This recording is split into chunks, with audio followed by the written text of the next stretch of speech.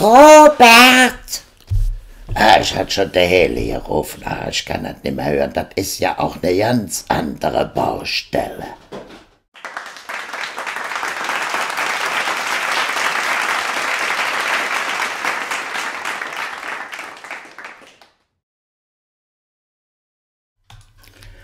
Also mit den ganzen Kochshows und den ganzen Quatsch da wartet da einem auftischen. Das ist ja oftmals der größte Dreck.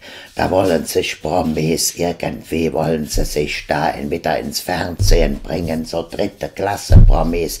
Für mich, ich war gerade in der Rheinauer Stub in Mannheim essen. Das war lecker, lecker, lecker.